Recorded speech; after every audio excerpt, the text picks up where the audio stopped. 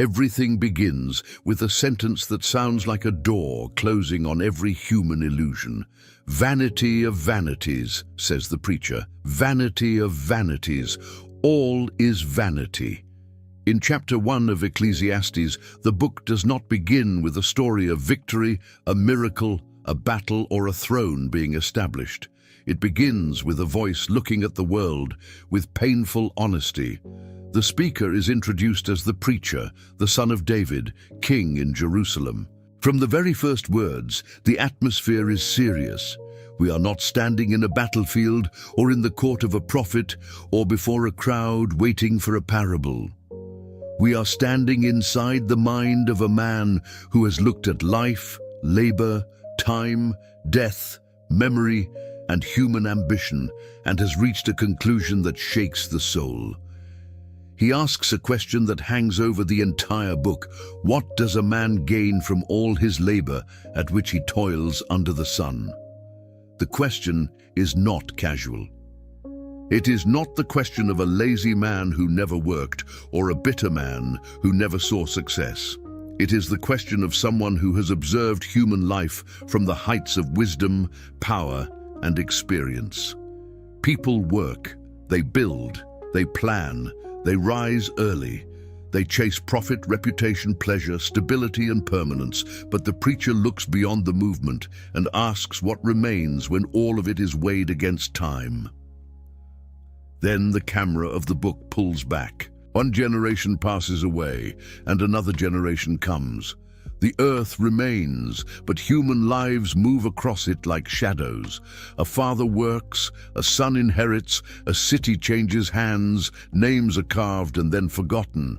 What once felt urgent becomes distant.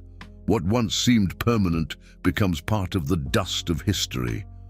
The preacher is not denying the value of human life. He is showing how fragile it becomes when it is measured only by what happens under the sun. The sun rises and the sun goes down. It hurries back to the place where it rises again. The wind blows to the south, then turns to the north, circling and circling on its course. The streams run to the sea, but the sea is never full. The waters return again to the place from which they came. The world is moving, but the movement does not bring final satisfaction. Creation itself seems to be in motion, but also trapped in repetition. Morning comes, evening falls, seasons turn, rivers flow, winds circle. And beneath it all, human beings keep asking if all their striving has produced something that can truly last. This is why the opening of Ecclesiastes is so powerful. The preacher is not presenting a cold theory. He is making the viewer feel the rhythm of life as it is seen from the ground. Repeated labor, repeated days, repeated desires, repeated disappointments. All things are full of weariness, more than words can express. The eye is not satisfied with seeing, and the ear is not filled with hearing. People keep looking, listening, searching and consuming, but the hunger remains. The world offers motion, noise, beauty, work and experience, yet the human heart still reaches for something more. The difficult word here is vanity. In Ecclesiastes, it does not simply mean that everything is worthless. The Hebrew idea points to something like vapor, breath, mist, something real enough to see for a moment, but impossible to hold in the hand. The preacher is not saying that life has no value. He is saying that life under the sun is temporary, elusive, and unable to give ultimate meaning when God's eternal perspective is ignored. As the opening continues, the preacher says that what has been is what will be, and what has been done is what will be done. There is nothing new under the sun. At first, this may sound like he is denying all change, invention, or historical movement, but his point is deeper. Human nature repeats itself. Ambition repeats itself. Pride repeats itself. Labor repeats itself. Empires rise and fall, but the human heart keeps chasing the same promises in different clothing. People believe they are entering a new age, but beneath the surface, the old questions remain. Who are we? Why do we work? What do we gain? What will remain when we are gone? Even memory fails. The preacher says there is no remembrance of former things, and even the things still to come will not be remembered by those who come afterward. This is one of the most sobering scenes in the opening of the book. Imagine the great names of one generation, celebrated in their own time, slowly fading from the minds of those who follow. Imagine entire lives of labor, struggle, desire, and achievement becoming a trace, then a rumor, then silence. The preacher is forcing the audience to look at human life without decoration. But this is not hopelessness, this is honesty. Ecclesiastes begins by tearing away the illusion that life can explain itself if we only work harder, gain more, see more, experience more, or leave behind a bigger name. The phrase "under the sun" becomes the lens of the whole book. It describes life viewed from the earthly side, life observed from below, life measured by human experience, without yet seeing the full counsel of God. And when life is seen only from that angle, everything appears fragile, repetitive, and impossible to hold. So the first movement of Ecclesiastes does not give us easy comfort. It gives us the question that must be answered. If generations pass, if labor exhausts, if nature repeats, if desire remains unsatisfied, and if memory fades, then where can lasting meaning be found? The preacher has opened the book by bringing the audience into the emptiness of life under the sun, so that every answer that follows must be deeper than success, pleasure, wisdom, or time itself. The question has been opened, and it cannot be avoided. If life under the sun is so fragile, so repetitive, and so difficult to hold, then perhaps wisdom can explain it. Perhaps knowledge can uncover the pattern. Perhaps the mind can reach what human labor cannot. Still, in chapter 1 of Ecclesiastes, the preacher now turns from observing the world to examining it with deliberate intensity. He identifies himself as king over Israel in Jerusalem. And this matters because he is not speaking as a man without access, power, or opportunity. He stands in the place where judgment, learning, wealth, and royal authority meet. From that position, he gives his heart to seek and to search out by wisdom all that is done under heaven. The scene becomes more personal now. The preacher is no longer simply watching the sun rise, the wind turn, and the rivers flow. He is entering the great investigation of his life. He looks at human activity, at the work people are given, at the burdens they carry, at the constant motion of society, and he does not study it lightly. He applies his heart to it. He searches, he weighs, he examines. He asks whether wisdom can finally make sense of the world, but as he studies, the discovery becomes painful. He says that God has given the children of man a grievous task to be busy with. Life is not only active, it is heavy. Human beings are constantly occupied, constantly trying to solve what cannot be fully solved, constantly working inside a world where many things remain bent, broken, and unfinished. The preacher looks at everything done under the sun and comes again to the same conclusion. It is vanity and a striving after wind. The image is powerful. A man can chase the wind with all his strength. He can run after it, feel it move across his face, hear it pass through trees and streets, watch its effects in dust and clouds, but he cannot take it into his hands. He cannot store it. He cannot command it to remain. This is what human understanding feels like when it tries to master life without limits. It can observe much. It can name much. It can compare, study, classify, and remember. But when it reaches for final control, it closes its hands on air. Then the preacher gives one of the most important lines in this opening movement. What is crooked cannot be made straight, and what is lacking cannot be counted. He is not saying that nothing in life can improve, or that wisdom has no value. He is describing the deep fracture of the world as it appears under the sun. Some things are crooked in ways human beings cannot straighten by intelligence alone. Some losses cannot simply be added back into the account. Some wounds, injustices, failures, and mysteries cannot be repaired by analysis.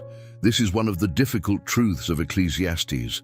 The book values wisdom, but it refuses to make wisdom into a savior. Biblical wisdom helps a person see more clearly, live more carefully, and avoid foolishness. But in Ecclesiastes, wisdom also reveals the limits of human power. The wiser the preacher becomes, the more he sees that knowledge can expose the brokenness of life, but it cannot erase death, injustice, frustration, or the fallen condition of the world. The preacher continues by speaking within his own heart. He says that he has acquired great wisdom, surpassing all who were over Jerusalem before him. His heart has had great experience of wisdom and knowledge. This is not the voice of a man guessing from a distance. He has lived inside the pursuit. He has stood among the wise. He has measured ideas, judgments, questions, and human experience.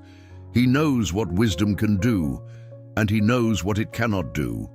So he sets his heart to know wisdom, and then also to know madness and folly. He studies not only the ordered side of human thought, but also the confused side.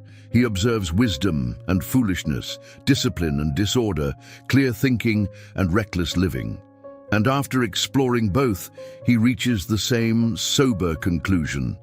This also is a striving after wind. Even the act of comparing wisdom with folly does not give him the final answer his soul is searching for.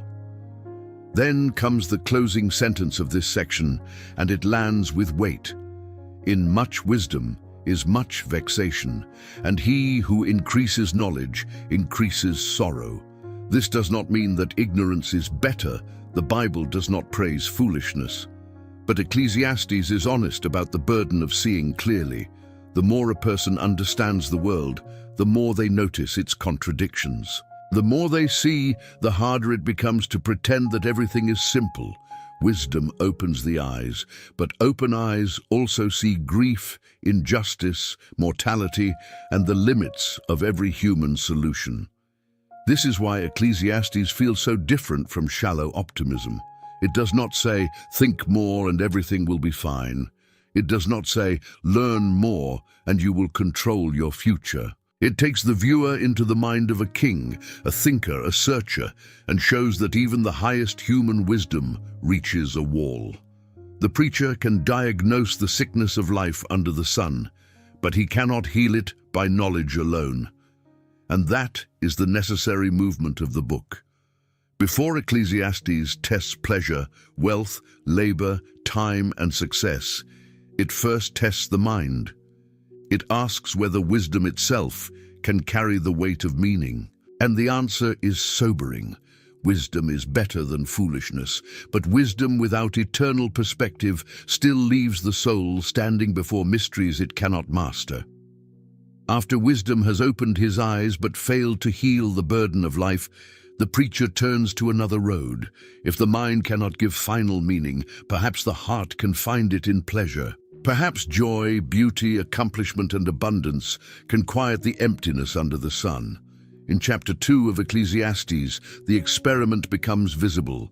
The preacher speaks to his own heart and says, "Come now, I will test you with pleasure. Enjoy yourself." This is not a passing temptation or a careless indulgence. It is a deliberate search. He is testing pleasure as a possible answer to the deepest question of the book. If life is brief, if labor fades, if wisdom increases sorrow, then maybe happiness itself can become the refuge. Maybe laughter can cover the weight of existence. Maybe enjoyment can make the burden lighter. But almost immediately, the verdict appears. This also was vanity. Laughter, he says, is madness, and of pleasure he asks, what use is it? The scene is not saying that every moment of laughter is sinful or that every form of joy is empty. Ecclesiastes is more precise than that. The preacher is testing whether pleasure can carry the meaning of life. And when laughter is forced to answer the questions of death, time, memory, and eternity, it collapses. It can brighten a moment, but it cannot redeem a life. Then the experiment widens. The preacher explores wine, still guiding his heart with wisdom. He does not describe a man simply losing control, but a man examining the path of stimulation, celebration, and bodily delight, while still trying to understand what is good for people to do under heaven during the few days of their lives. He is watching himself, he is studying desire, he is testing whether the human body, surrounded by pleasure, can finally silence the ache of the soul. From there, the camera moves into a world of construction, wealth, and royal achievement. The preacher makes great works. He builds houses, he plants vineyards, he makes gardens and parks. He plants in them every kind of fruit tree. He makes pools of water to irrigate a forest of growing trees. The picture becomes grand and almost cinematic. Royal estates, cultivated landscapes, stonework, flowing water, orchards, servants moving through carefully designed spaces, beauty arranged by command, nature shaped by power. This is not poverty speaking against wealth from a distance. This is not someone criticizing what he never had. The preacher stands inside abundance. He acquires male and female servants. He has servants born in his house. He possesses great herds and flocks, more than any who had been before him in Jerusalem. He gathers silver and gold, the treasure of kings and provinces. He surrounds himself with singers, with music, with the delights of human desire. Whatever his eyes desired, he did not keep from them. Whatever pleasure his heart wanted, he did not withhold. This is a difficult and important part of the book because the preacher is not presenting pleasure, wealth, and achievement as imaginary temptations. He is showing what happens when a person has enough power to actually pursue them fully. Ecclesiastes is not condemning every gift of beauty, work, or enjoyment. It is exposing the failure of these things when they are treated as the final answer to life. The text keeps moving through the scale of his success. He becomes great and surpasses all who were before him in Jerusalem. His wisdom remains with him. That detail matters. He is not describing a chaotic fall into foolishness as though he lost all ability to judge. He is conducting an experiment with awareness. He is both participant and observer, both king and examiner. He gives himself to pleasure, but he is still watching the result. For a moment, there is reward. His heart finds pleasure in all his toil, and this is his portion from all his labor. Ecclesiastes is honest enough to admit that success can bring real satisfaction for a season.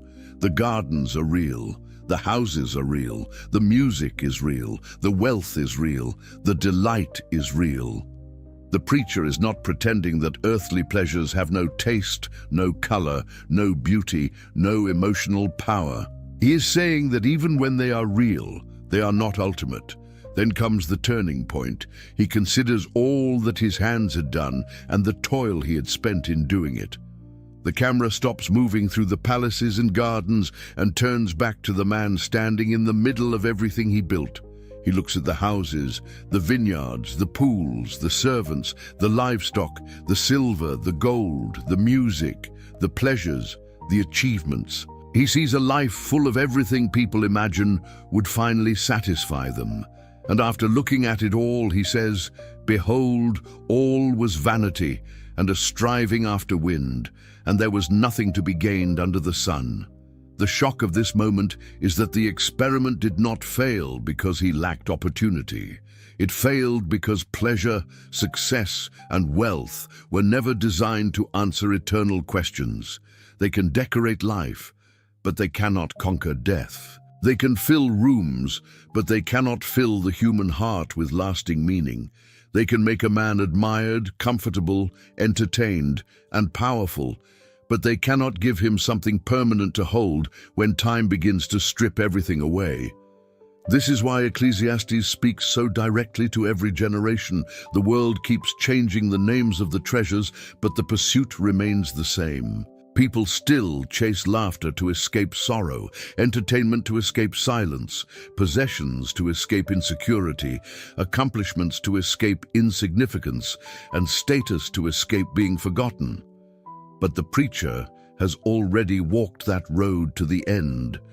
He did not merely imagine it. He built it, bought it, tasted it, heard it, planted it, possessed it, and stood inside it. And when the noise faded, when the garden stood quiet, when the music ended, when the work of his hands lay before him, he discovered that abundance without eternity still leaves the soul reaching for wind. The experiment with pleasure had promised fullness, but it ended by revealing the same emptiness under the sun. After standing in the middle of pleasure, wealth, gardens, music, and royal achievement, the preacher does not leave the experiment behind.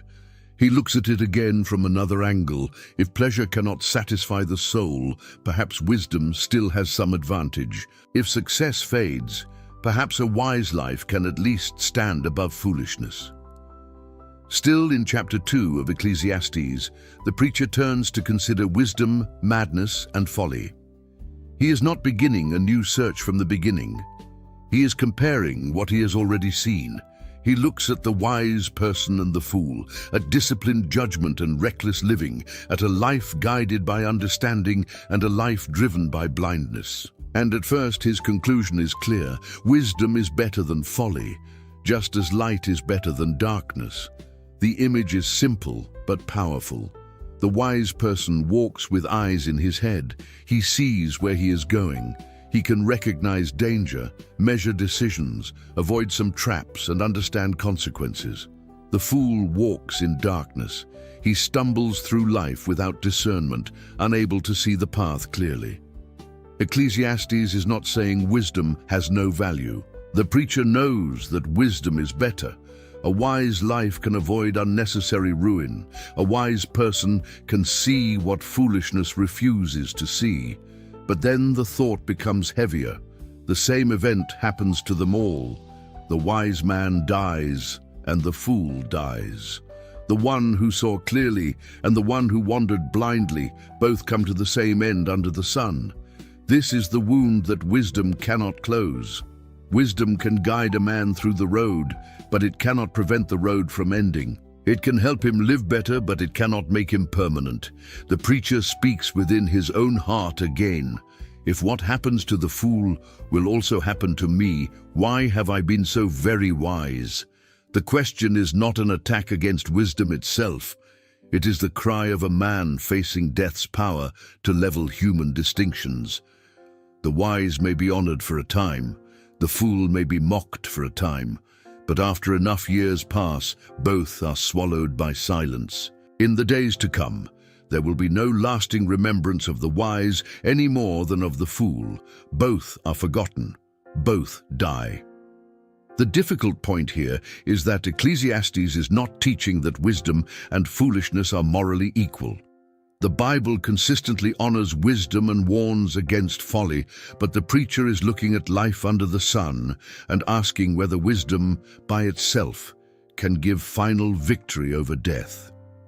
His answer is no. Wisdom is better than foolishness, but even wisdom cannot make a human life eternal. At this point, the tone darkens.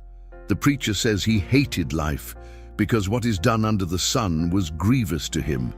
Everything felt like vanity and a striving after wind. This is one of the rawest moments in the book. He has tested wisdom, pleasure, achievement, and greatness, and now he feels the weight of mortality pressing down on them all. The problem is not simply that life includes pain. The problem is that even the best parts of life seem unable to remain. Then he looks at his work, all the labor he has done under the sun, all the projects he built, all the wisdom he applied, all the skill, discipline, planning, and effort he poured into his achievements. And another painful reality appears. He must leave it to the man who comes after him. He cannot take his work beyond death. He cannot control what the next person will do with it. He cannot guarantee that his inheritance will be preserved by wisdom instead of wasted by foolishness. The scene is almost silent. The builder stands before what he has built, and realizes that ownership is temporary. The estate may remain, but his hand will be removed from it. The name may remain for a season, but his voice will not command it. The next person may be wise, or he may be foolish, yet he will have power over all the labor that was done with wisdom, knowledge, and skill. To the preacher, this also is vanity. So his heart begins to despair over all the toil with which he had labored under the sun. A person may work with wisdom, knowledge, and skill, and then leave his portion to another who did not toil for it. This is not only about wealth, it is about the fragility of control. Human beings often believe that if they work hard enough, build carefully enough, and plan wisely enough, they can secure the meaning of their lives. But death interrupts the plan. It takes the worker away from the work. The preacher asks what a man has from all his toil and striving of heart under the sun. His days are full of sorrow, and his work is a vexation. Even at night his heart does not rest. This is a striking image. The man who has achieved much, but cannot sleep in peace. His body leaves the work, but his mind remains trapped in it. He worries, calculates, remembers, regrets, protects, fears loss, and carries tomorrow's burdens before tomorrow comes. Yet Ecclesiastes does not leave this section only in despair. The preacher suddenly turns toward a different way of receiving life. There is nothing better for a person than to eat and drink and find enjoyment in his toil. But this is not the same as the earlier experiment with pleasure. Before, he tried to make pleasure the answer. Now he begins to see enjoyment as a gift. The difference is enormous. Pleasure as a god becomes vanity. Pleasure received from God becomes a portion.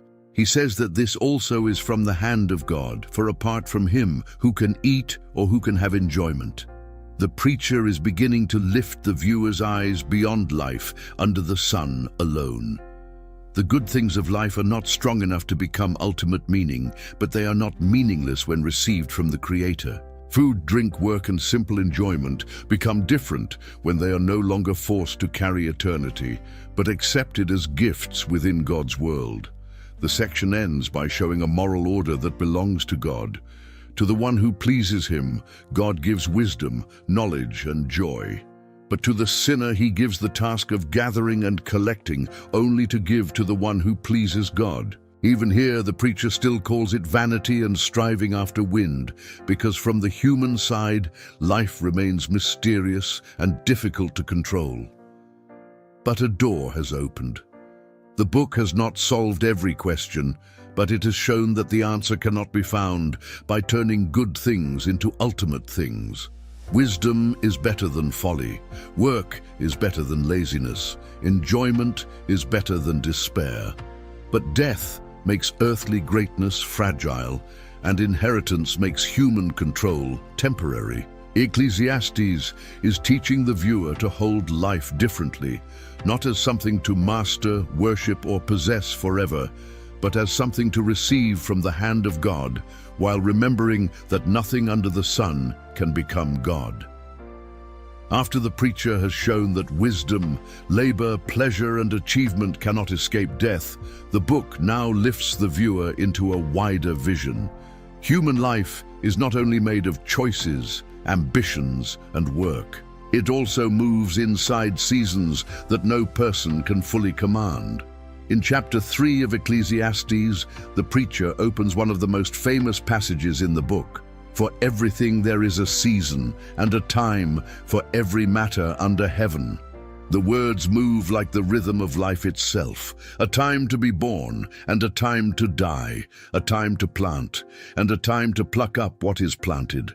A time to kill and a time to heal. A time to break down and a time to build up. The camera seems to pass through human existence from beginning to end. A child enters the world. An old man takes his last breath. A field is planted with hope. Later, the same field is uprooted. Walls are raised and walls fall. Wounds are opened and wounds are healed. The preacher is not describing life as people wish it were. He is describing life as it unfolds beneath heaven, with beauty and pain, beginnings and endings, silence and noise, gain and loss. The movement continues, a time to weep and a time to laugh, a time to mourn and a time to dance. There are moments when sorrow cannot be avoided, and there are moments when joy returns like sunlight after a long shadow. There is a time to cast away stones and a time to gather stones together, a time to embrace and a time to refrain from embracing. Life is not one unbroken feeling. It changes, it turns, it brings people close, and sometimes it requires distance. It gives moments of building and moments of letting go.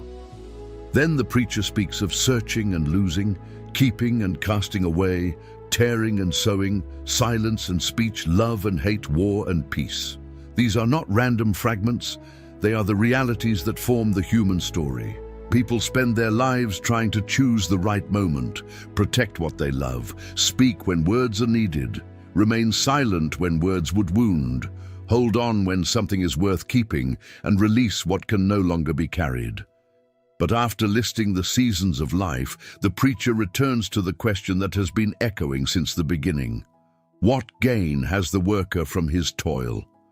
The seasons are real, but they do not give human beings full control. A person may work, plan, plant, build, and speak, but he cannot make every season arrive when he desires. He cannot stop death from entering its appointed time. He cannot force mourning to end before its hour. He cannot keep every embrace from becoming a memory. The difficult truth in this passage is that Ecclesiastes is not teaching fatalism, as if human choices do not matter. The preacher is showing that human choices happen inside a larger order ruled by God. People act, work, love, speak, plant, and build, but they do not own time. The seasons of life reveal both human responsibility and human limitation. Then the book gives one of its deepest statements. God has made everything beautiful in its time. This does not mean every moment feels beautiful when it happens. Birth may be beautiful, but death brings grief. Healing may be beautiful, but wounds are painful. Peace is beautiful, but war leaves scars. The preacher is pointing beyond the isolated moment.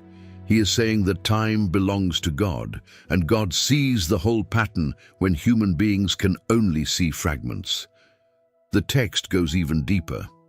God has put eternity into man's heart, yet so that he cannot find out what God has done from the beginning to the end. Here, Ecclesiastes touches the mystery inside every human soul. People live in time, but they long for more than time. They are surrounded by days, seasons, aging, change, and death, yet something within them reaches beyond the temporary. They want meaning that lasts. They want beauty that does not fade. They want to understand the whole story, not just the small piece they are living. But the preacher says they cannot find out the work that God has done from beginning to end. Human beings sense eternity, but they cannot master the eternal plan. They feel the weight of something greater, but they cannot hold the whole design in their hands. This is why Ecclesiastes is so honest. It tells the truth about human longing and human limitation at the same time. So, the preacher returns to a simple conclusion. There is nothing better for people than to be joyful and to do good as long as they live, and also that everyone should eat and drink and take pleasure in all his toil. This is God's gift to man. Once again, the book is not praising empty pleasure. It is teaching received joy. Life becomes unbearable when a person tries to control every season, explain every mystery, and possess every outcome. But life can be received when a person recognizes that even ordinary gifts come from the hand of God. Then the preacher declares that whatever God does endures forever. Nothing can be added to it and nothing taken from it. God has done it so that people fear before him. This is the turning point of the chapter. Human works pass away, human plans change, human memory fades, but God's work stands. The proper response is not arrogance, control, or despair, but reverence. The fear of God begins to appear not as a sudden ending to the book, but as the deep foundation beneath everything the preacher is showing. The chapter then returns to the brokenness of the world. The preacher sees wickedness in the place of justice and wickedness in the place of righteousness. Even inside human systems meant to protect what is right, corruption can appear. But he says in his heart that God will judge the righteous and the wicked, because there is a time for every matter and for every work. The same God who rules the seasons also rules the final judgment. Human courts may fail, but God's time does not fail. Still, the preacher looks at mankind with sobriety. He says that God tests people so they may see that they themselves are like beasts. As one dies, so dies the other. All have the same breath, and all go to one place. All are from the dust, and to dust all return. The point is not that human beings have no value. The point is that death humbles every living creature. It strips away pride and forces humanity to remember its dust. When Ecclesiastes compares humans and beasts in death, it is speaking from the visible reality under the sun. Both human and animal bodies return to dust. The passage is not denying the full biblical teaching about human dignity before God. It is forcing the viewer to confront the humbling fact that, from the earthly side, death comes to all living creatures and exposes the limits of human pride. The chapter ends by returning to the gift of the present portion. The preacher says, "There is nothing better than for a person to rejoice in his work, for that is his lot. Who can bring him to see what will be after him?" Once again, the question is not meant to make life meaningless. It is meant to remove the illusion of control. No person can see the whole future. No worker can manage what comes after death. No human being can command the seasons. So Ecclesiastes chapter 3 does not give the viewer a simple answer. It gives a larger vision. Life has seasons. God rules time. Human beings carry eternity in their hearts, but cannot see the whole work of God. Justice may be delayed, death humbles all, and yet ordinary joy can still be received as a gift. The preacher is teaching the audience to live with open hands before the God who makes everything beautiful in its time. After the preacher has looked at time, judgment, death, and the limits of human control, his eyes now turn towards society itself. The burden under the sun is not only inside the human heart, it is also visible in the streets, in the courts, in labor, in loneliness, and in the rise and fall of power. In chapter 4 of Ecclesiastes, the preacher says that he looked again and saw all the oppressions that are done under the sun. The scene becomes heavier. He sees the tears of the oppressed, and they have no comforter. Power is on the side of their oppressors, and again they have no comforter. The repetition is intentional. No comforter. No comforter. The book is forcing the audience to stand near the suffering and feel the silence around it. This is one of the places where Ecclesiastes becomes painfully realistic. The preacher does not describe the world as it should be. He describes the world as it often appears under the sun. People crushed by power, people wounded by injustice, people who cry and find no defender strong enough to help them. He looks at this suffering and speaks with shocking intensity about how bitter life can appear when evil seems to dominate and comfort is absent. This is a difficult moment in Ecclesiastes. The preacher is not giving a full doctrine of life, death, or hope here. He is describing the emotional weight of oppression from the perspective of life under the sun. His words are meant to show how terrible injustice is when human power is separated from righteousness, not to deny the value of life before God. Then the preacher moves from oppression to another kind of social brokenness, envy. He sees that much toil and skill in work come from a man's envy of his neighbor. People work, build, compete, and push themselves forward, but often not from peace, calling, or contentment.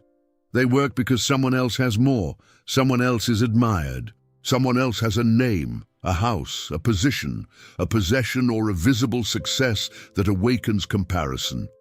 The preacher calls this also vanity and a striving after wind. Envy can make a person productive, but it cannot make the soul whole. It can build houses, expand businesses, sharpen skills, and create visible success, but underneath it, the heart remains restless. The neighbor becomes a rival instead of a person. Work becomes a race instead of a gift. And even when one goal is reached, envy simply finds another person to chase. But Ecclesiastes does not solve this by praising laziness. The preacher immediately says that the fool folds his hands and consumes himself. The image is strong. The lazy person refuses wise labor and ends up harming his own life. So the text places two dangers side by side. On one side, there is restless ambition driven by envy. On the other, there is foolish idleness that destroys itself. Then the preacher gives the balanced wisdom. Better is a handful of quietness than 2 hands full of toil and striving after wind. The picture is simple and unforgettable. 1 hand full with peace is better than 2 hands full with anxiety. A smaller portion with quietness is better than abundance that steals the soul. The book is not condemning work, skill, or effort. It is exposing work that has been poisoned by comparison, pride, and endless striving. Then the preacher looks again and sees another vanity under the sun, a man who is alone. He has no one with him, no son, no brother, yet there is no end to all his toil. His eyes are never satisfied with riches. He never stops to ask, for whom am I working and why am I depriving myself of enjoyment? The scene is tragic. A man can be surrounded by possessions and still be alone. He can gather wealth and still have no one to share it with. He can be busy every day and still never ask whether his labor has become a prison. This leads to one of the most beautiful and practical passages in Ecclesiastes. 2 are better than 1 because they have a good reward for their toil. If one falls, the other can lift him up. If 2 lie down together, they keep warm. If one is attacked, 2 can stand together, and a 3-fold cord is not quickly broken. After showing oppression, envy, and lonely labor, the preacher now shows the strength of companionship. Human beings were not made to carry life alone. The image of the 3-fold cord is not explained in detail by the text, so it should not be forced beyond what Ecclesiastes says. Its basic meaning is clear. Shared life is stronger than isolated life. Companionship, mutual help, and faithful support give strength where loneliness leaves a person vulnerable. The chapter ends by turning toward power and public status. The preacher says that a poor but wise youth is better than an old and foolish king who no longer knows how to take advice. A young man may rise from prison or poverty to become king, while another who was born in power may lose his place.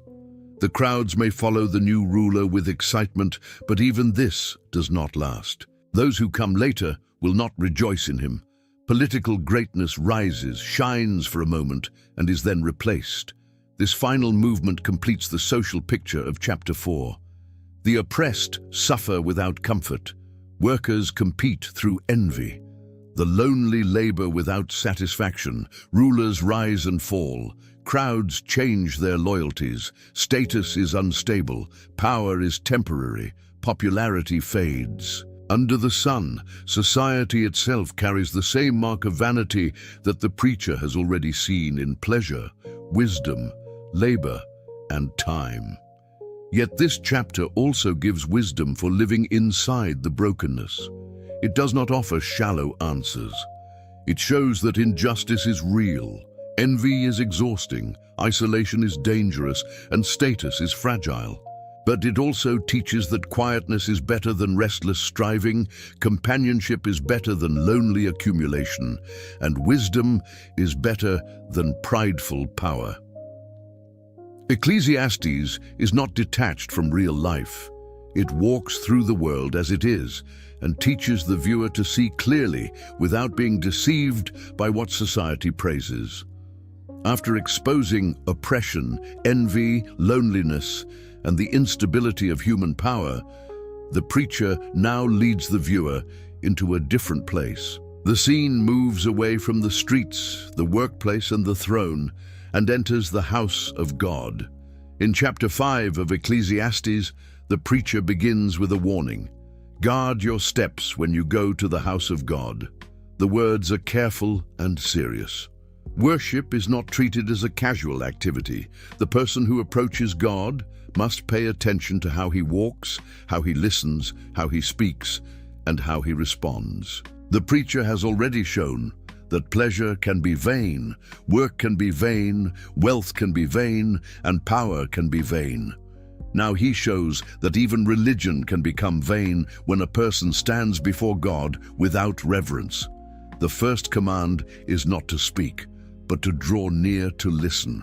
The preacher says that coming near to listen is better than offering the sacrifice of fools. This is a striking image. A person may enter a sacred place, bring an offering, perform a religious act, and still be foolish if the heart is not humble before God. The problem is not the sacrifice itself. In the biblical world, sacrifice was part of worship. The problem is a person who performs religious action while refusing to listen, obey, or understand the holiness of the one being worshipped. The preacher says that fools do not know that they are doing evil. This makes the warning even sharper. Empty religion can be dangerous because it often feels religious to the person practicing it. A person may think he is honoring God simply because he has entered the house of God, spoken many words, or performed an outward act. But Ecclesiastes pulls the veil away. Worship without listening becomes noise. Religious action without reverence becomes foolishness. Then the preacher speaks about words. Be not rash with your mouth, he says, nor let your heart be hasty to utter a word before God. The camera now focuses not on hands bringing sacrifice, but on lips speaking too quickly. The warning is not against prayer itself, it is against careless speech before the holy God. Human beings often speak as if words are light. They make promises in emotion, vows in pressure, prayers without thought, declarations without obedience. But before God, words are not empty air. The reason is given clearly. God is in heaven, and you are on earth. Therefore, let your words be few. This sentence carries the weight of the whole passage. God is not one more voice in the crowd. He is not an earthly ruler who can be impressed by religious performance. He is not controlled by human speech, manipulated by vows, or moved by empty noise. He is in heaven, and humanity is on earth. The distance is not merely physical. It is the difference between creator and creature, holiness and dust, eternal authority and human limitation. This is the difficult point of the passage. Ecclesiastes is not forbidding prayer, worship, or honest speech before God. The Bible is full of prayer, lament, praise, and petition. The warning is against careless, proud, performative, or thoughtless words. The preacher is teaching that true worship begins with reverence, listening, and humility before the God who is in heaven. The preacher then uses a simple comparison. A dream comes with much business, and a fool's voice with many words. Just as a crowded mind can produce restless dreams, a foolish heart can produce excessive speech. The issue is not the number of words by itself, but the condition behind them. Many words can become a hiding place for an empty heart. Religious language can cover disobedience. A person can speak much about God and still fail to fear God. Then the passage moves to vows. When you vow a vow to God, do not delay paying it. God has no pleasure in fools. Pay what you vow. In the ancient world, a vow was a solemn promise made before God, often connected to worship, gratitude, distress, or devotion. The preacher warns that making such a vow lightly is dangerous. It is better not to vow than to vow and not pay. A careless promise before God is not a small thing. The warning becomes even more direct. Let not your mouth lead you into sin, and do not say before the messenger that it was a mistake. The picture is of someone making a vow and later trying to escape responsibility. He speaks too quickly, promises too easily, and then wants to undo his words as though they meant nothing. But Ecclesiastes says that words spoken before God matter. Empty vows can bring guilt, and careless speech can turn worship into sin. The preacher asks why God should be angry at your voice and destroy the work of your hands. This brings the warning back into the larger message of the book. Human labor has already been shown to be fragile. Work is temporary, success is uncertain, wealth fades, death comes. And now Ecclesiastes warns that even the work of a person's hands can stand under divine displeasure if that person treats God with religious carelessness. The issue is not superstition, it is reverence. The God who gives life, work, and enjoyment must not be approached as though he were weightless. Then comes the conclusion of the section. When dreams increase and words grow many, there is vanity. But God is the one you must fear. The passage ends with the very theme that will later close the whole book. Fear God. This is not panic before a cruel deity. It is reverent awe before the holy Creator. It is the posture of a person who knows that God is in heaven, that human beings are on earth, and that worship is not a performance to manage God, but a response of humility before Him. This section is essential because Ecclesiastes is not only exposing the emptiness of pleasure, wealth, status, and labor. It is also exposing the emptiness of religion without fear of God. A person cannot escape vanity merely by using sacred words. He cannot cover a restless heart with religious noise. He cannot make worship true by speaking more, promising more, or performing more. The preacher brings the viewer into the house of God and teaches that the first posture of true worship is not noise, but reverence. Not haste, but humility. Not empty vows, but obedient fear before God. After warning that even worship can become empty when it loses reverence, the preacher turns again to the visible world. He looks at money, power, appetite, possession, and the restless desire that keeps the human heart reaching for more. Still in chapter 5 of Ecclesiastes, the preacher begins with a sober observation. If you see oppression of the poor and justice and righteousness violated in a province, do not be amazed at the matter. The words are not meant to make the viewer indifferent. They are meant to show how deeply broken human systems can become. One official is watched by a higher official, and there are higher ones over them. Layers of power can exist, and still the poor may suffer. Courts may exist, offices may exist, rulers may exist, but justice can still be delayed, twisted, or buried beneath human ambition. Then the preacher shifts to the land itself. The profit of the earth is for all, and even a king is served by the field. This sentence grounds the viewer in a simple reality. No matter how high a ruler rises, no matter how complex a society becomes, human life still depends on the earth, harvest, labor, and the provision God allows through creation. Even kings need fields. Even power depends on something outside itself. But the preacher then turns directly to money. He who loves money will not be satisfied with money, nor he who loves wealth with his income. This also is vanity. The statement is sharp because it exposes the illusion that desire has a natural finish line. People often imagine that satisfaction will come after the next gain, the next possession, the next level of security, the next visible sign of success. But Ecclesiastes says that loving money does not end with satisfaction. It often ends with deeper hunger. As goods increase, those who eat them increase. The rich man may have more, but more also brings more dependence, more concerns, more management, more eyes watching, more people consuming what has been gathered. And what advantage does the owner have except to see them with his eyes? The image is almost ironic.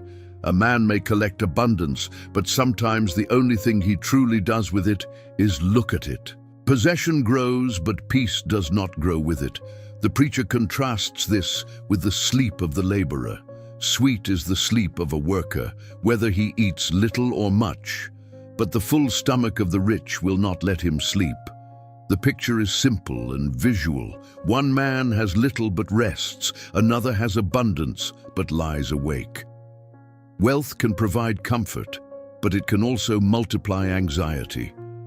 The heart that trusts in possessions does not become lighter. It often becomes more afraid of losing what it has gathered. The difficult point here is that Ecclesiastes is not saying poverty is good or wealth is evil in itself. The book is warning against the love of wealth and the false promise that possessions can satisfy the soul. Money can be useful, but when the heart treats it as ultimate security, it often produces restlessness instead of peace. Then the preacher describes a grievous evil under the sun: riches kept by their owner to his hurt. A man gathers wealth, protects it, stores it, and clings to it, but it becomes harmful to him. Then those riches are lost in a bad venture, and when he has a son, there is nothing left in his hand. The scene is tragic. A lifetime of accumulation can disappear. A man who once held abundance can stand empty. What he trusted in can vanish before the next generation receives it. The preacher then brings the viewer back to the most basic human reality. As a man came from his mother's womb, he shall go again, naked as he came, and shall take nothing for his toil that he may carry away in his hand. This is one of the clearest statements in Ecclesiastes. Wealth can be held for a time, but it cannot be carried beyond death. A person enters the world with empty hands and leaves the world with empty hands. The possessions may remain behind, but the owner moves on. So the preacher asks what gain there is to the one who toils for the wind. He sees a man spending his days in darkness, vexation, sickness, and anger. Wealth promised rest, but did not deliver it. Accumulation promised security, but could not protect the heart from grief. The problem is not merely that riches can be lost. The deeper problem is that even when they are kept, they cannot become eternal meaning. Then Ecclesiastes returns again to the better portion. It is good and fitting to eat and drink and find enjoyment in all the toil with which one toils under the sun. During the few days of life that God gives, this is his lot, and if God gives a person wealth and possessions and power to enjoy them, to accept his lot and rejoice in his toil, this is the gift of God. The difference is clear. Wealth without God becomes restless possession. Wealth received from God can become gratitude. Enjoyment is not found merely in having, but in being given the ability to receive what one has with thankfulness. The preacher says that such a person will not much remember the days of his life because God keeps him occupied with joy in his heart. This is not escapism, it is a picture of contentment. A person who receives life as a gift is not consumed by anxious counting, endless comparison, or the fear of every passing day. Joy becomes possible when the heart stops demanding that created things become God. Chapter 6 of Ecclesiastes continues the same theme, but with an even heavier example. The preacher sees another evil under the sun, and it lies heavy on mankind. A man to whom God gives wealth, possessions, and honor, so that he lacks nothing of all he desires, yet God does not give him power to enjoy them. A stranger enjoys them instead. This is vanity, a grievous evil. This man has everything people think they need: wealth, possessions, honor, visible success, and fulfilled desires. But he lacks the ability to enjoy it. The tragedy is not that he has nothing. The tragedy is that he has much, but cannot receive it. Ecclesiastes is showing that enjoyment itself is not automatic. It is a gift. A person may possess abundance and still live with an empty soul. The preacher then imagines a man who has many children and lives many years, yet his soul is not satisfied with life's good things, and he does not even receive a proper burial. In that case, the preacher says, even a stillborn child is better off than he. This is another hard and shocking comparison, meant to show the misery of a life filled with outward abundance but empty of true satisfaction. This passage uses severe language to reveal the tragedy of unsatisfied abundance. The point is not to despise life or children, but to show that long life, many descendants, wealth and honor cannot create meaning if the soul remains empty. Ecclesiastes is pressing the audience to see that quantity of life is not the same as fullness of life. The chapter continues. All the toil of man is for his mouth, yet his appetite is not satisfied. The wise and the poor both face this hunger. Better is the sight of the eyes than the wandering of the appetite. This also is vanity and a striving after wind. The preacher is describing the endless movement of desire. The eyes can see what is actually present, but appetite wanders after what is not yet possessed. The heart imagines satisfaction somewhere else, in something more, something later, something beyond the present gift. The section closes by returning to human limitation. Whatever has come to be has already been named, and it is known what man is, and that he is not able to dispute with one stronger than he. The more words, the more vanity, and what is the advantage to man? Who knows what is good for man, while he lives the few days of his vain life, which he passes like a shadow? Who can tell man what will be after him under the sun? Here the preacher brings wealth, desire, and human uncertainty together. People gather, hunger, speak, argue, plan, and chase. But they are still creatures. They do not control the future. They do not know all that is good for them. They pass like a shadow. The answer to restlessness cannot be found in more possessions, more status, more years, or more words. It must come from receiving life under God, because only God can give not only the gift, but the power to enjoy the gift. After exposing the restlessness of wealth and desire, the preacher now begins to gather wisdom for life as it really is. He does not promise control. He does not pretend the world is simple. He teaches how to walk carefully when grief, injustice, foolishness, power, and uncertainty are all part of life under the sun. In chapter 7 of Ecclesiastes, the preacher begins with a surprising kind of wisdom. A good name is better than precious ointment, and the day of death is better than the day of birth. These words are not meant to celebrate death as something pleasant. They are meant to make the viewer think soberly. Birth begins a life whose direction is still unknown, but death reveals the weight of how that life was lived. A person's name, character, and legacy matter more than luxury, perfume, or outward honor. Then the preacher says, it is better to go to the house of mourning than to the house of feasting, because this is the end of all mankind, and the living will lay it to heart. The scene is quiet and serious. A funeral teaches what a feast can hide. A place of mourning reminds the living that life is short, pride is fragile, and wisdom begins when a person stops pretending that death belongs only to other people. Sorrow can teach the heart what shallow laughter never teaches. He continues by warning against anger, impatience, and nostalgia. Do not be quick in your spirit to become angry, because anger lodges in the heart of fools. Do not say, why were the former days better than these? That question is not from wisdom. Ecclesiastes knows that people often escape the difficulty of the present by romanticizing the past. But wisdom does not live by illusion. It learns to face the present faithfully. Then the preacher turns again to the mystery of God's work. Consider the work of God. Who can make straight what he has made crooked? In the day of prosperity, be joyful. In the day of adversity, consider.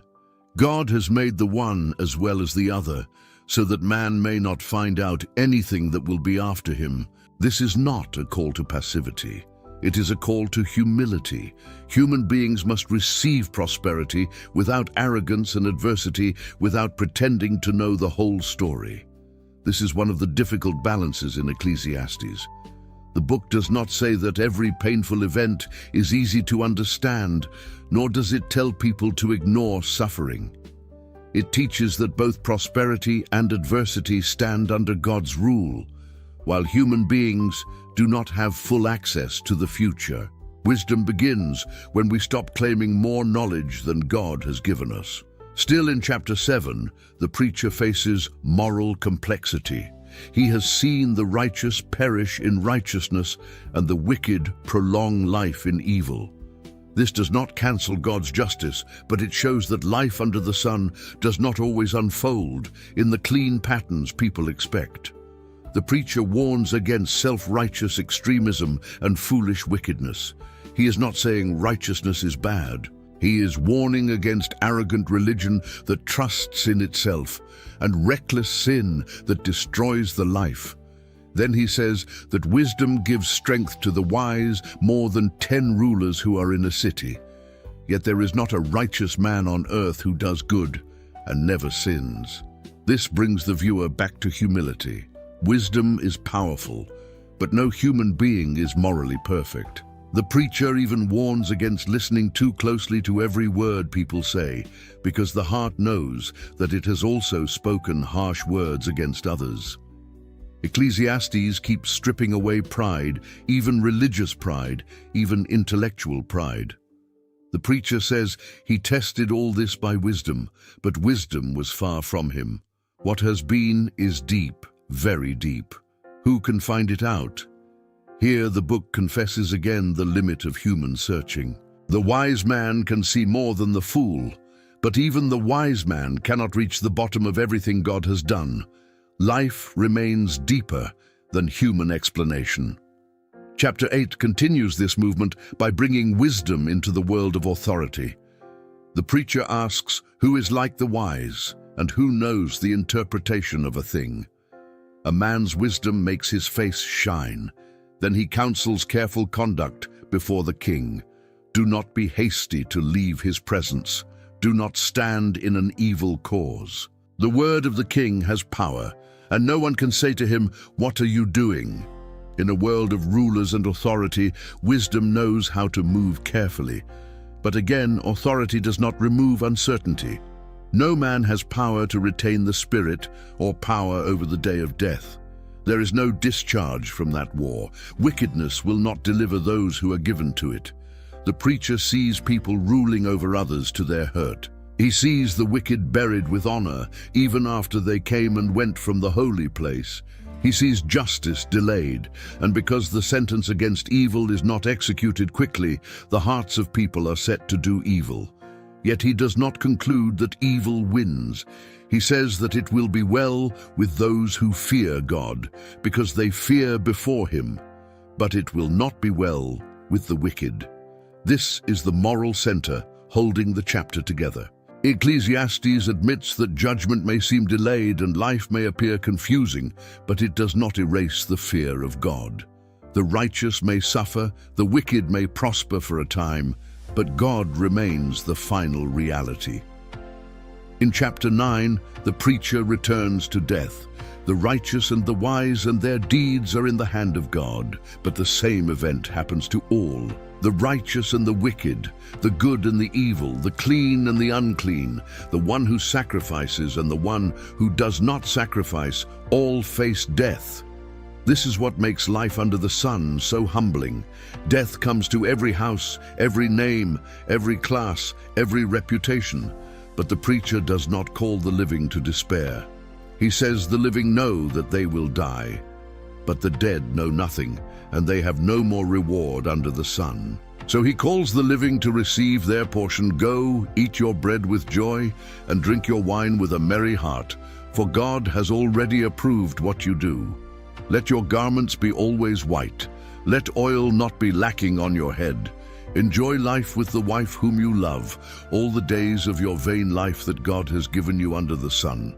Whatever your hand finds to do, do it with your might. This passage is not teaching careless indulgence. It is teaching grateful living under the reality of death. Since life is brief and the future is not controlled by human hands, the wise person receives ordinary joys as gifts from God and works faithfully in the present instead of trying to possess the future. Still in chapter 9, the preacher observes that the race is not always to the swift, nor the battle to the strong, nor bread to the wise, nor riches to the intelligent, nor favor to those with knowledge. Time and chance happen to them all. Life is unpredictable. A wise person may be overlooked. A strong person may lose. A capable person may not receive favor. This is not chaos outside God's sight, but it is uncertainty from the human side. Then he tells of a small city with few men in it, besieged by a great king. A poor wise man delivers the city by his wisdom, yet no one remembers that poor man. Wisdom is better than strength, but the poor man's wisdom is despised and his words are not heard. The story carries the sadness of the whole book. Wisdom can save, but society may still forget the wise. Quiet wisdom is better than the shouting of rulers among fools, but it is not always celebrated. Chapter 10 develops the contrast between wisdom and folly. Dead flies make the perfumer's ointment give off a stench, and a little folly outweighs wisdom and honor. Folly can damage what wisdom has built. The preacher describes fools who expose themselves by the way they walk, rulers who act unwisely, servants on horses while princes walk on the ground, pits, broken walls, stones, wood, dull axes, and dangerous speech. These images show that foolishness is not harmless. It creates disorder in work, government, speech, and daily life. The chapter ends with warnings about words and rulers. The words of a wise man's mouth win him favor, but the lips of a fool consume him. A fool multiplies words, though man does not know what is to be, and who can tell him what will be after him. Even private speech must be careful. Do not curse the king, not even in your thoughts, and do not curse the rich in your bedroom, for a bird of the air may carry your voice. In the world where power is unstable and words can travel, wisdom knows when to speak, when to work, and when to remain silent. So this large movement of Ecclesiastes does not answer every mystery. It teaches how to live inside mystery. Grief can teach. Anger can ruin. Wisdom is better than folly. Authority must be handled carefully. Justice may seem delayed, but God must still be feared. Death comes to all, but life must still be received. The future cannot be mastered, but the present can be lived faithfully. The preacher is preparing the viewer for the final call of the book. Live wisely, act while you can, remember your Creator, and stand before God with reverence. After walking through vanity, wisdom, pleasure, labor, death, injustice, wealth, power, and the mystery of life under the sun, the preacher now moves toward his final appeal. He does not end by telling the viewer to give up on life. He calls the living to act, to rejoice rightly, to remember God, and to understand that every life is moving toward judgment. In chapter 11 of Ecclesiastes, the preacher begins with the image of action in an uncertain world. Cast your bread upon the waters, for you will find it after many days. Give a portion to 7 or even to 8, because you do not know what disaster may happen on earth. The point is clear. Human beings do not know the future, but uncertainty must not become paralysis. Life under the sun is unpredictable, but wisdom still acts. It gives, works, risks, and does good without pretending to control every outcome. The preacher continues with images from creation. If the clouds are full of rain, they empty themselves on the earth. If a tree falls to the south or to the north, in the place where the tree falls, there it will lie. The person who watches the wind will not sow, and the one who looks at the clouds will not reap. The scene is visual and practical. A farmer who waits for perfect conditions will never plant. A person who demands complete certainty before obedience will never move. Ecclesiastes has already taught that life cannot be mastered. Now it teaches that life must still be lived. Then the preacher points again to the mystery of God's work. Just as you do not know the way the Spirit comes to the bones in the womb of a woman with child, so you do not know the work of God who makes everything. Human life begins in mystery. The hidden formation of a child in the womb becomes a picture of all the things human beings cannot fully explain. God is at work beyond human sight.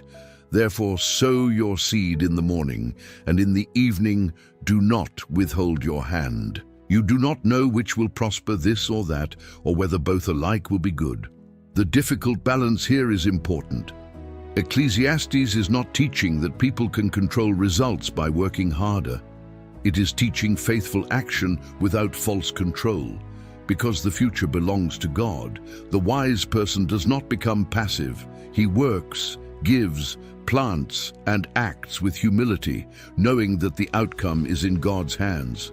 Then the tone becomes brighter for a moment. Light is sweet and it is pleasant for the eyes to see the sun.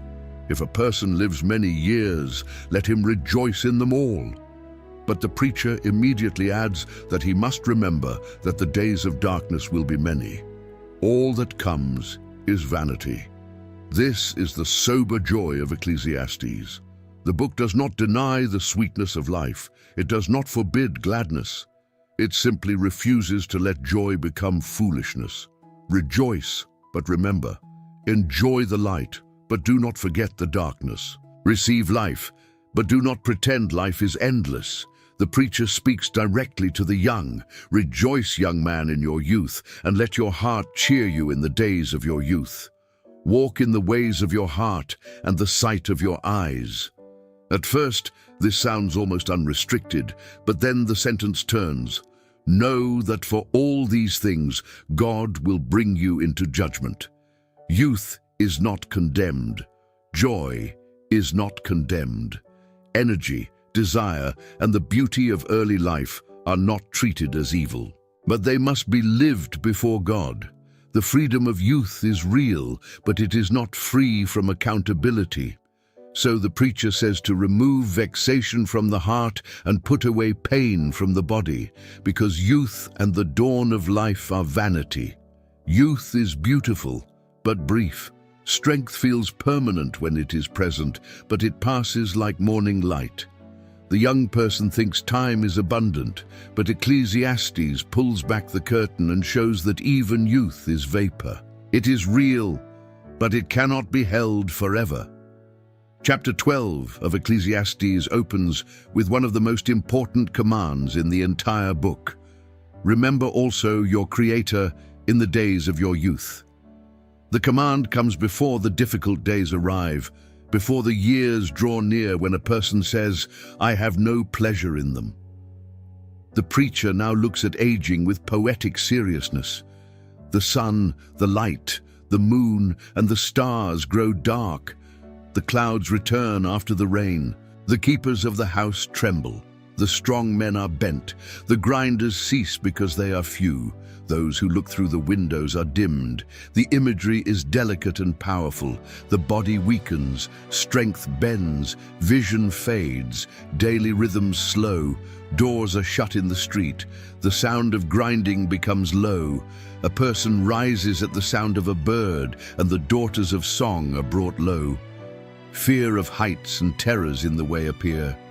The almond tree blossoms. The grasshopper drags itself along. Desire fails. The man is going to his eternal home, and the mourners go about the streets. This poetic description of aging uses images rather than medical explanation. The trembling keepers, bent strong men, few grinders, dim windows, fading songs, and mourners in the street all point to the weakening of the body and the approach of death. Ecclesiastes is not mocking old age. It is urging the viewer to remember the Creator before strength fades and before death arrives. Then comes the final image of life's fragility, before the silver cord is snapped or the golden bowl is broken, before the pitcher is shattered at the fountain. or the wheel broken at the cistern. These are images of something precious, useful, and delicate coming to an end. Life is valuable, but it is not indestructible. Then the dust returns to the earth as it was, and the spirit returns to God who gave it. The preacher has been leading the viewer here since the beginning. Human beings are dust, but they are not only dust. Life is received from God, and it returns to God. Then the opening words return one last time. Vanity of vanities, says the preacher, all is vanity. But now the statement carries the weight of the whole journey. It is no longer only the opening cry. It is the conclusion after everything has been examined. Pleasure, wisdom, labor, wealth, status, youth, strength, and time are all vapor when treated as ultimate things. They are real, but temporary. They can be received, but not worshipped. They can be enjoyed, but not trusted as eternal foundations. The final epilogue describes the preacher as wise. He taught the people knowledge, weighed and studied and arranged many proverbs with great care. He sought to find words of delight, and uprightly he wrote words of truth. The words of the wise are like goads, and like nails firmly fixed are the collected sayings. They are given by one shepherd. Wisdom does not merely comfort. It can prod the heart awake. It can fasten truth deeply into the soul. It can guide people away from illusion. The warning follows. Of making many books there is no end, and much study is a weariness of the flesh. This does not reject learning. Ecclesiastes itself is a work of wisdom, but it reminds the viewer that endless information cannot replace obedience. A person can study forever and still miss the point. He can collect words, arguments, ideas, and observations and still fail to stand rightly before God. Then the final conclusion arrives. The end of the matter, all has been heard. Fear God and keep his commandments, for this is the whole duty of man. For God will bring every deed into judgment, with every secret thing, whether good or evil. The book that began with vanity ends with accountability. The life that looked repetitive, fragile, and impossible to hold is not meaningless before God. Every deed matters. Every hidden thing is known. Every life stands before the Creator. This is the final purpose of Ecclesiastes. It tears down false hopes, not to leave the soul empty, but to make room for true wisdom. It shows that pleasure cannot save, wealth cannot satisfy, wisdom cannot master the future, youth cannot last, power cannot remain, and death cannot be ignored. But it also shows that life can be received as a gift, work can be done faithfully, joy can be embraced soberly, and the Creator must be remembered before the days fade. Under the sun, everything is vapor. Before God, everything matters. And so we come to the end of our journey through the Book of Ecclesiastes. If you have stayed with me until this moment, I want to invite you to mark this lesson not only as something you watched, but as something your heart truly received. Write in the comments below, I understood the message of Ecclesiastes. I will fear God and remember my Creator. This is not just a comment for engagement, it is a declaration. It is a way of saying that you have understood the weight of this book, that life is brief, that human glory fades, that pleasure cannot save, that wealth cannot satisfy, that wisdom has limits, and that every soul must stand before God. Ecclesiastes has taken us through the great questions of life. It has shown us the emptiness of living only under the sun. It has shown us the vanity of chasing what cannot last. It has shown us that success, pleasure, knowledge, work, youth, and even human achievement are all temporary when they are separated from the Creator. But Ecclesiastes is not a book of despair. It is a book of awakening. It tells us to stop worshipping what is passing away. It teaches us to receive life as a gift from God, to live wisely, to enjoy what He gives with gratitude, and above all, to fear God and keep His commandments. Because in the end, every hidden thing will be brought before him. Every deed matters, every choice matters, every life matters before the God who sees all things. So I ask you, what spoke to you the most in this book? Was it the warning that pleasure cannot fill the soul? Was it the reminder that wealth cannot quiet the human heart? Was it the truth that there is a time for everything under heaven? Was it the call to remember your Creator before the days of weakness come? Or was it the final conclusion of the whole matter? Fear God, because every life will stand before His judgment. Share it in the comments. Your testimony may strengthen someone else. Your words may encourage another person who is also searching for meaning, direction, and truth. And now, before this video ends, I want to speak to you personally. If you have been living only under the sun, chasing meaning in things that never truly satisfy, this is the moment to lift your eyes to God. You were not created to live empty, distant from your Creator, carrying the weight of life without Him. The deepest answer to the emptiness of the human heart is not found in pleasure, money, success, or human wisdom. It is found in God Himself. And God has revealed His love through Jesus Christ. Jesus came to save sinners, to forgive the guilty, to reconcile us with God, and to give eternal life to all who believe in Him. He died on the cross for our sins, rose again, and calls every person to repentance and faith. So do not postpone this decision. Do not wait for another season. Do not silence the voice of God speaking to your heart.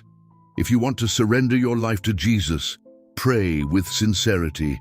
Lord Jesus, I recognize that I need you. I have searched for meaning in things that cannot save me. I believe that you died for my sins and rose again. Forgive me, cleanse me, and lead my life from this day forward. I surrender my heart to you. Teach me to fear God, to walk in truth, and to remember my Creator all the days of my life. Amen.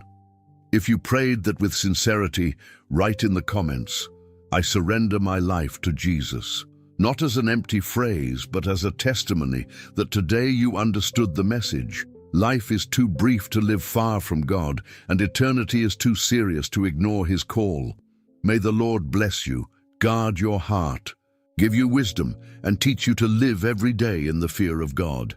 And until the next video, if the Lord allows,